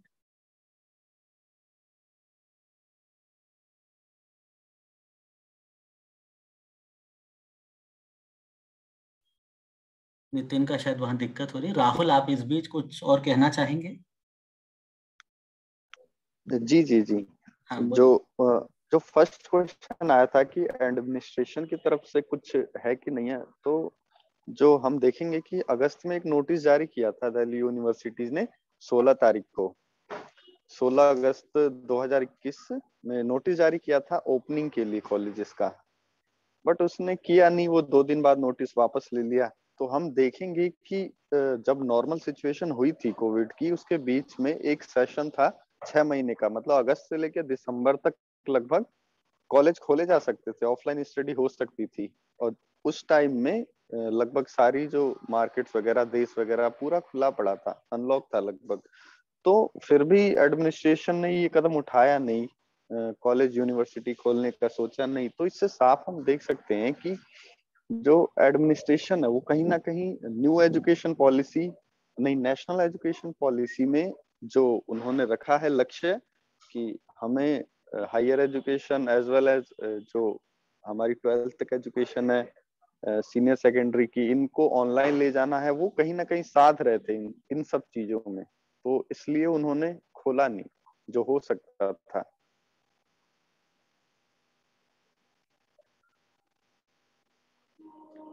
जी साथी, इतनी बात थी मेरी तरफ से।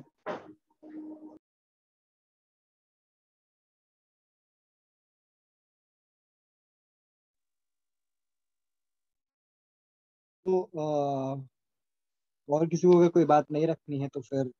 हाँ नितिन, नहीं आपकी बात रह गई, आप कुछ कह रहे थे और आवाज नहीं आई, so you finish what you were saying. Actually मैं वो बस मैं इतना ही कह रहा था कि वापस से वो एक्टिविटीज खत्म करने की कोशिश ही की जा रही है, जो जो एक तरीके से डेमोक्रेटिक स्पेसेस जो ऑलरेडी यूनिवर्सिटीज में जगह मिलता है, उसको वापस से खत्म किया जा रहा है। अभी जो दिल्ली विश्वविद्यालय में जो हम लोग एक धरना दे रहे थे, वो भी इसकी ओमिक्रॉन के आने की वजह से उसको स्थगित करना पड़ा। इसके साथ साथ में लखनऊ विश्वविद्यालय भी जो अभी अभी परीक्षा करवा रहा है, वो भी एक तरीके से उसमें भी वो ढेर सारे बदलाव होने लगे। लेकिन ये बैच तो जो 2020 बैच है वो आ चुका है, आने वाले बैचेस के लिए ही मुसीबतें और बढ़ रही हैं इस ओमिक्रॉन के आने की वजह से।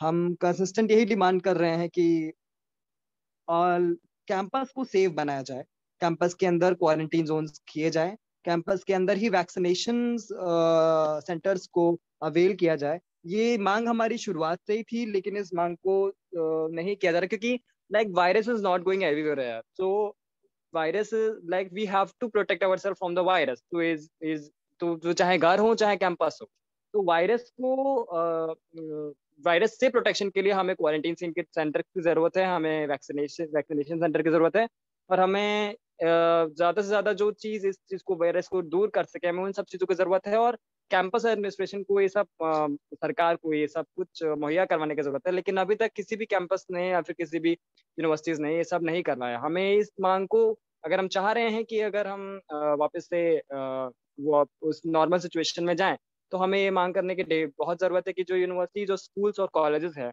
वो इन सब चीज़ों की भी देखभाल करें।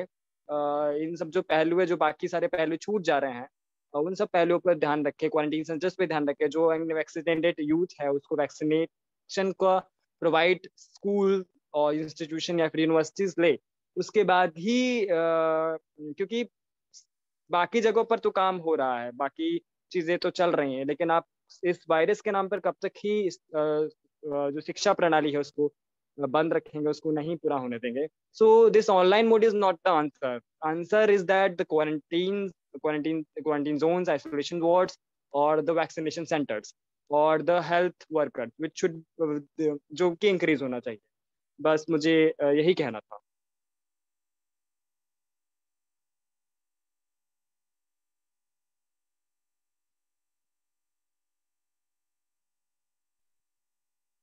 तो कंक्लूड हाँ करते नहीं, हैं। यश को कुछ सवाल पूछना था क्या? Yash, do you want to ask now before the speakers give their final comments? जी, अगर हमारे पास कुछ 2 मिनट और हैं तो एक सवाल था मेरा। क्योंकि डिजिटल को ना ही केवल आज के टाइम पे स्कूल लेवल पर और यूनिवर्सिटी लेवल पर अग्रेसिवली पुश किया जा रहा है, जो ये नई नई एप्लीकेशन आ रही हैं, बायजूस और वाइट हैट जूनियर वगैरह वगैरह, अगर हम जिस तरीके से वो काम कर रहे हैं हम उनका अगर देखें तो it is not only, I mean it is not limited, वो बच्चों का मोरल भी डाउन करते हैं उनको। अगर आप उनके प्रोसेस देखेंगे वो कैसे ऑनबोर्ड करते हैं बच्चों को पढ़ने के लिए उनके प्लेटफॉर्म पर, पहली बात तो वो चाहते हैं कि सब कोडर बन जाए। ये तो साइड मतलब डेफिनेटली गलत है। बट दूसरा स्टूडेंट को they not as good, right? And that is a very sad way of basically bringing kids onto a platform. And even on the platform, it's that and many other platforms, it's about tips and tricks on how to crack exams, but that's not education, right? वो तो आप एक बस तरीका बता रहे हैं कि एग्जाम में Yes, your voice is breaking. Your voice is breaking. Please turn off your. Want to feel about that and how मसीहा की अच्छा okay, is it okay now? Please turn off your video because it's breaking.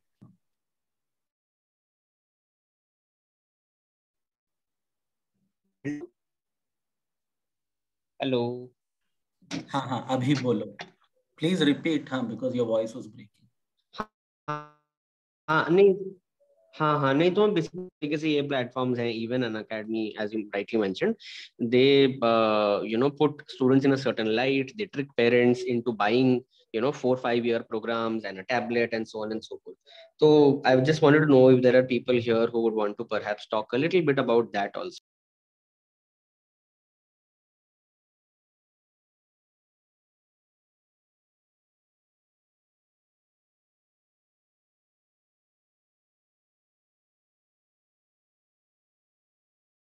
कोई साथी उस पर, ये actually बहुत important बात कहा यश ने जो हमारे इसमें कवर नहीं हुआ अभी तक।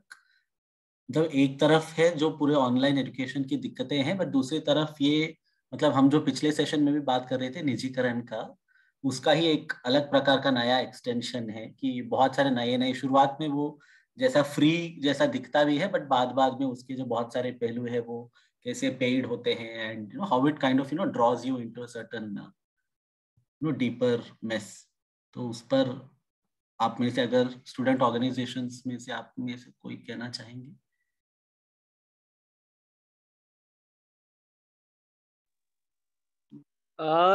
इफ लाइक ये जो बायजूस और ये जितना भी एप्लीकेशंस वगैरह है, ये तो जैसे कि आपने बताया कि निजीकरण का ही एक्सटेंडिंग वर्जन है। तो ये आगे जाकर के फॉर्मलाइज ही होने वाला है एक्चुअली में, अगर ये एमईपी आता है तो देखते आप जैसे कि हम ऑलरेडी जान रहे हैं कि एक जियो इंस्टीट्यूशन शायद पेपर पे एग्जिस्ट करता है और कुछ ही दिनों में आकर के उसको एमिनेंट इंस्टीट्यूट ऑफ इंस्टीट्यूशन घोषित कर दिया जाता है। तो इस तरीके से जो बायजूस और ये जितने भी अन अकेडमी और जितने भी ये पूरे के पूरे जो निजी एक व्यवस्था है, ये एक तरीके से कमर्शलाइजेशन के लिए ही पुश करता है। और बार बार ये ऑनलाइन मोड का बात करने का मतलब है बार बार ऐसे ही बिग जाइंट्स को, बिग कंपनीज को ये जो हमारा फंडामेंटल राइट ऑफ एजुकेशन है उससे हमको एक तरीके से अलग कर देना, और किस तरीके से जो पूरा का पूरा जो एक पूरा गवर्नमेंट का रिस्पॉन्सिबिलिटी है एजुकेशन सबको प्रोवाइड करना, उस हर एक सोसाइटी के सेक्शन को प्रोवाइड करना, उससे एक तरीके से वो अपना हाथ धोता है, धोने की कोशिश होती है इन सब चीज़ों को प्रोवाइड, इन सब बिग कॉर्पोरेट्स के आने की वजह से।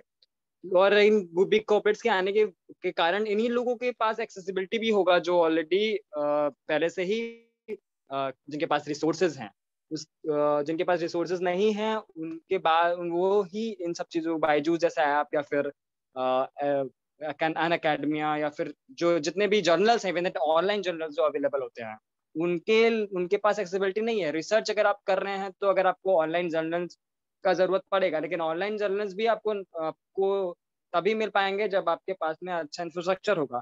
So all together it's like commercialisation की तरफ तो एक पुश है ही, जो चाहे आपका प्राइमरी लेवल पे हो और वो हायर एजुकेशन लेवल पे भी वही होने की कोशिश हो रही है। So it is all together it's like what I can say, it's like a trap. And NEP is going to formalize that roadmap to this kind of big giants, because in NEP they are formally proposing that half of the education mode is going to be online. So these kind of giants are going to occupy more space in this plight. I hope it answers your question.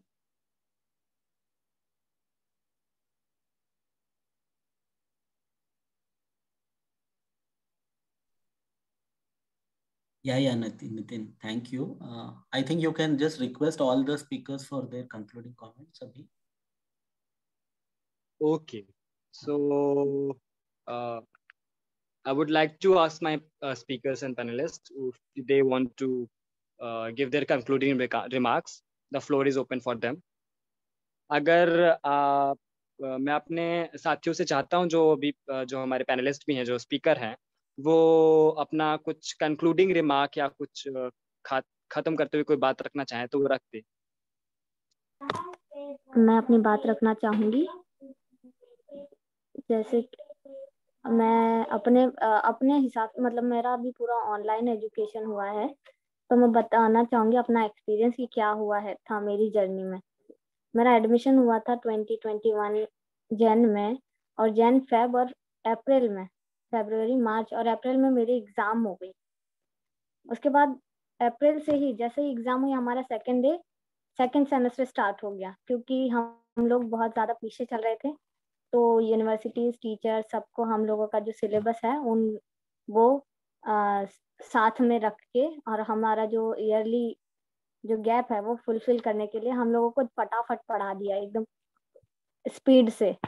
तो ऐसा है कि online education में क्या है कि वो लोगों को अपना सिलेबस कंप्लीट करना था, लेकिन उन लोगों ने ये नहीं सोचा कि जो अलग अलग बैकग्राउंड से, जैसे बहुत सारे बच्चों को भाषा की भी परेशानी होती है, और बहुत सारे बच्चे जो हैं वो ऑनलाइन एजुकेशन, मतलब ऑनलाइन सिस्टम में ज़्यादातर कनेक्शन की वजह से नहीं सुन पाते हैं कोई सारी चीज़ें। तो उसमें उन लोगों को बहुत ज़्यादा लॉस हो चुका है और हो रहा है भी।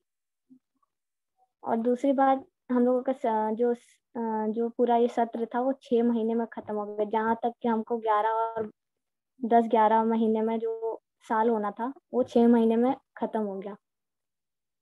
तो ये था। और दूसरा है कि ऑनलाइन एग्ज़ाम में बच्चे करते क्या है कि स्टूडेंट्स करते क्या है कि बहुत सारे स्टूडेंट्स जो है वो लेजी भी हो जाते हैं कि चलो कोई नहीं, ऑनलाइन एग्ज़ाम है, कहीं से देख कर लिख लेंगे।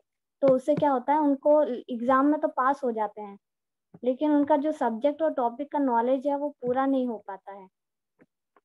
और ऑनलाइन एग्ज़ाम में ये भी होता है कि बहुत सारे बच्चे जो हैं जिनको इंटरनेट की मतलब उनको सोर्सेस पूरा नहीं मिल पाता, इंटरनेट की कमी होती है, जो अपने आंसर की बहुत लेट सबमिट कर पाते हैं। उन लोगों को बहुत सारे जो मेरे फ्रेंड सर्कल में भी है या बहुत सारे मैंने देखा भी है कि टाइम पे ना सबमिट करने के कारण, जो कि उनकी तरफ से नहीं है गलती, वो जो ऑनलाइन जो रिसोर्सेस है उनकी गलती के कारण उनको अपने जो पेपर्स हैं उनमें फेल कर दिया जाता है या उनको कम मार्क्स दे दिए जाते हैं।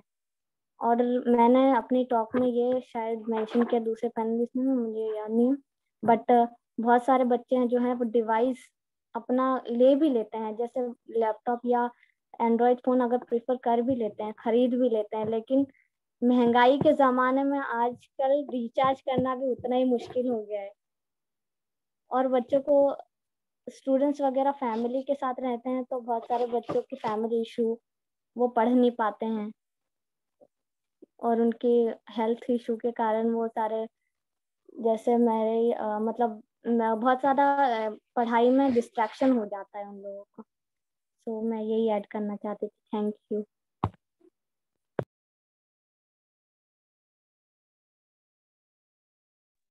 कोई और बात रखना चाहेगा?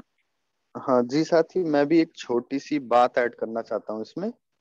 जी। ओवरऑल कंक्लूजन इसका ये निकल सकता है कि जो शासक वर्ग है या फिर जो भी है, ठीक है, सरकारें हैं, ये शिक्षा से अपना हाथ पीछे खींचना चाहती हैं। और शिक्षा से हाथ इसलिए पीछे खींचना चाहती हैं क्योंकि ये ऑनलाइन डिग्री देख के एक ऐसा इंसान खड़ा करना चाहती हैं कि ये उसके लिए काम कर सके बच्चे। I had to leave for mess. जी साथी। नहीं आप बोलिए नितिन, आप हाँ म्यूट कीजिए, हाँ बोलिए राहुल। हाँ साथी, ये जो शासक वर्ग है ये एक ऐसा इंसान क्रिएट करना चाहती है ऑनलाइन एजुकेशन के थ्रू कि वो कुछ सवाल ना पूछ सके। आप ऐसी एजुकेशन की कल्पना कैसे कर सकते हैं कि बिना वो किसी से मिले, घर में अकेला उसने 12th की पढ़ाई घर में बैठे अकेले कर ली टीवी पे, फिर 12th के बाद जो उसका स्नातक का कोर्स है उसने ऑनलाइन कर लिया 3 साल। तो उससे एक इंसान जो बनेगा, उसकी समझदारी, समाज के प्रति उसका व्यवहार वगैरह हम समझ सकते हैं कैसा होगा, क्योंकि उसने समाज देखा ही नहीं होगा।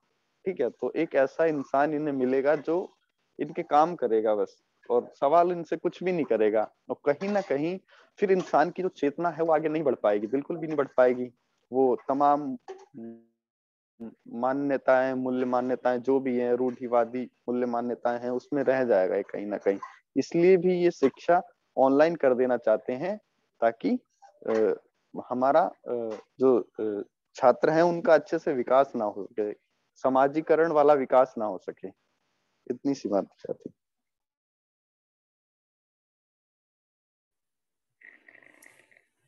Hello. Yes, Shabari, please go ahead. Okay. Yeah, as everyone, as all of us pointed out, I don't have much to say, but to add to this, I was reminded of this, that National Statistical Office survey says that 85% of Indian rural children do not have means to online mode of studies.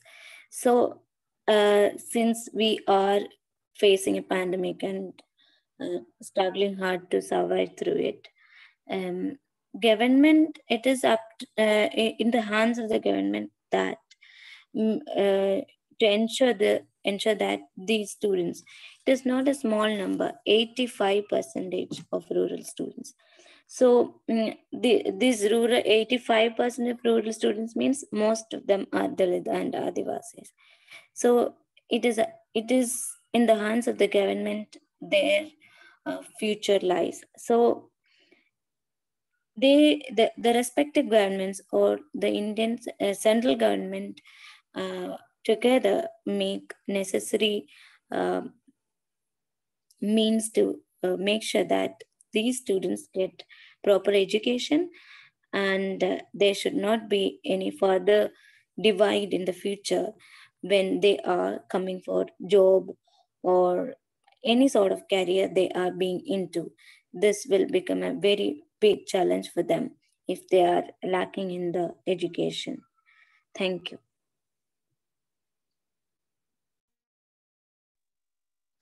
So thank you, NAPM.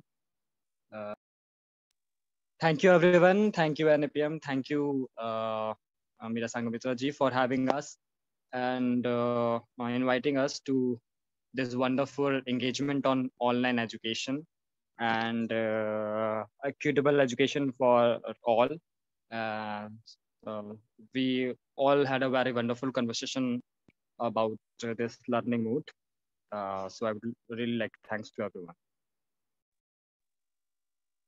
सभी speakers को एवं moderator Nitin को और सारे ही viewers को बहुत बहुत thanks, धन्यवाद।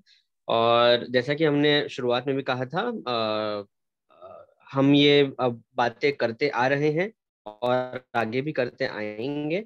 तो आप पिछले सेशंस को देखने के लिए प्लीज हमारे फेसबुक पेज पे जाइए, या जो NAPM का जो ब्लॉग है युवा संवाद का, उस पे जाइए, लिंक आपको मिल जाएगा।